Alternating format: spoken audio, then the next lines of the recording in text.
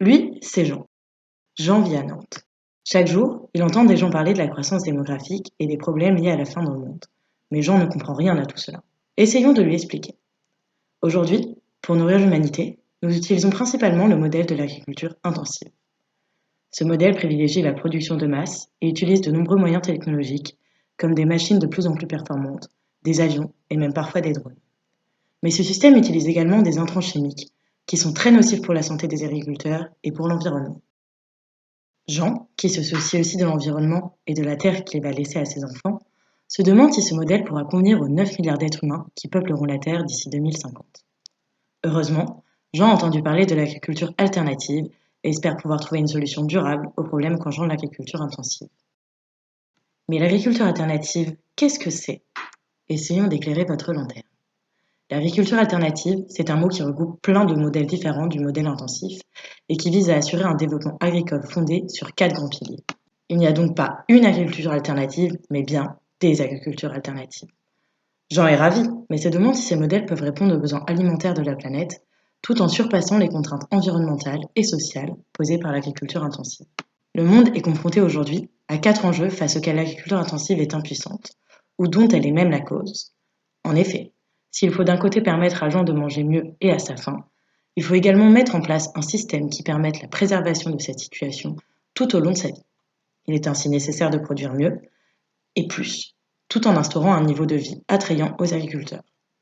En bref, les enjeux de ces modèles agricoles alternatifs sont une question de consommation et de production.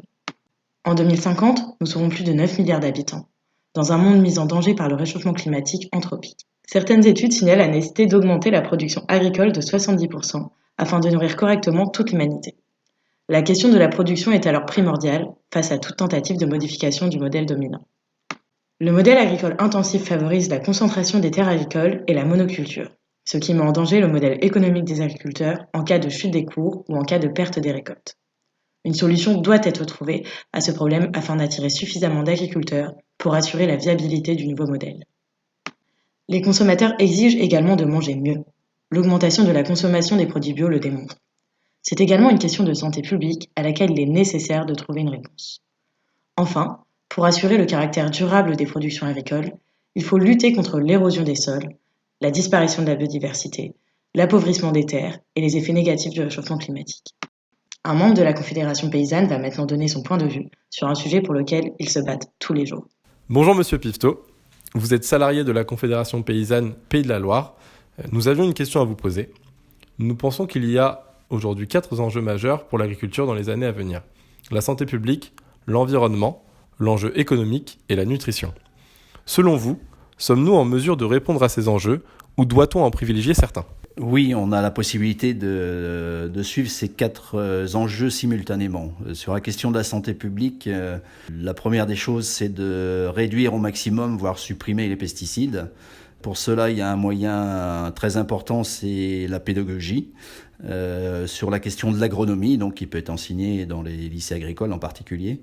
Sur la question de l'environnement, il faut qu'on intègre les externalités négatives de l'agriculture intensive pour être en mesure de comparer avec les autres modes de production dits alternatifs. Sur le plan économique, un levier, c'est effectivement le côté consommateur qui accepte de changer ses comportements d'achat et de consommation pour que l'agriculture soit viable. Et sur la question de la nutrition, eh bien, il faut se mettre en tête que l'Europe n'a pas vocation à nourrir le monde, sachant qu'il y a 30 à 40% de gaspillage alimentaire. Il y a moyen de réduire ce gaspillage. Voilà, vous l'aurez compris, l'agriculture alternative est un véritable sujet de société qui nous concerne tous aujourd'hui, mais demain également. Une transition vers l'agriculture alternative est à la fois possible et nécessaire, mais cela nécessite un investissement coordonné des différents acteurs, dont vous, d'où la grande difficulté de ce projet. En tout cas, j'en reste positif et espère que les choses finiront par bouger dans le bon sens.